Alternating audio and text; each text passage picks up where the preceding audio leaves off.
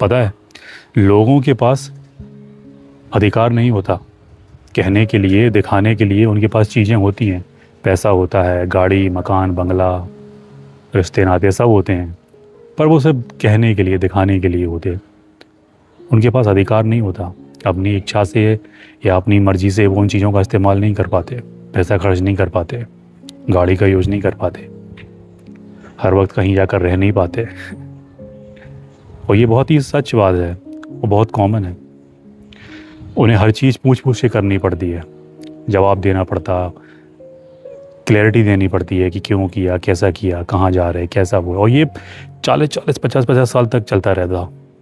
जो उनके घर में जो मुखिया होते हैं, जो भी हो, पिता हो, भाई हो, माँ हो, पति हो, वो पूरा कंट्रोल करता है। हमारा एक दोस्त था, काफ़ी अच्छा, काफ़ी अच्छी फैमिली से था। उसे कुछ बीमारी हो गई थी 18-19 के आसपास, और वो देखने लगा था कि बीमारी हो गई है। तो उससे बोलते थे कि भाई इलाज करा ले, पर वो टाल देता था। धीरे धीरे वो और बढ़ गई, फिर भी उसने इलाज नहीं कराया। फिर धीरे धीरे वो बताने लगा कि अरे यार, घर पे बोला था, या बोलूँगा तो वो भाई वही सब ब्लेम ग्लेम होगा, वो ब्लेम करेंगे, ऐसा वैसा, तुम ऐसे हो, तुम वैसे हो, कर्मों की बात होने लगती है यहाँ वहाँ।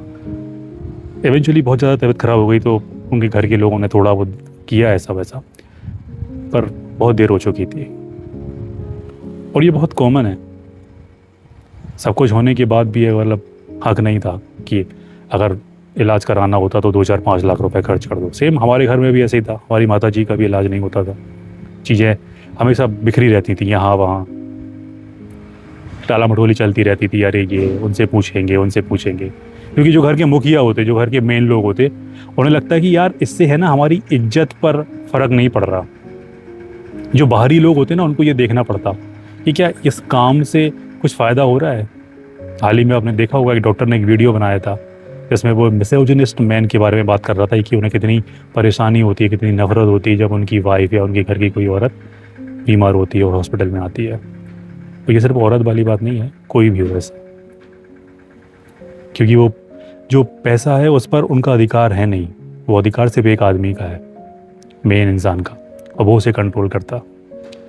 पर भाव दे दिया जाता दुनिया की नज़रों में कि अरे नहीं नहीं भाई, सब तुम्हारा है, हमारा क्या है, सब तुम्हारा है, जो कुछ है सब तुम्हारा है, बोलने के लिए 4 लोगों में तो वो बना रहता है, पर होता नहीं है अधिकार।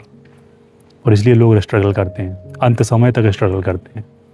काफ़ी सब तामझाम करने के बाद भी वो छोटी छोटी चीज़ों में, 2-2, 5-5 हज़ार रुपये की दवाइयों में भी बहुत ज़्यादा स्ट्रगल हो जाता है। कई बार छोटे मोटे निर्णय में बहुत स्ट्रगल हो जाता है। I am known one of my friends की जो एक बार मेरे साथ गाड़ी लेके चला गया था कहीं 100-150 किलोमीटर, और उनके घर में पंगा हो गया था। उसे 3-4 दिनों तक एक्सप्लेन करना पड़ा था कि क्यों भाई, कैसे गए। एंड आई एम लाइक कि यार ये कैसे हो सकता। बहुत सारे ऐसे पति हैं जो अपनी पत्नियों से पूछे कुछ नहीं कर पाते बिना पूछे। उन्हें पूछना पड़ता हर चीज़ में, छोटी छोटी चीज़ों में।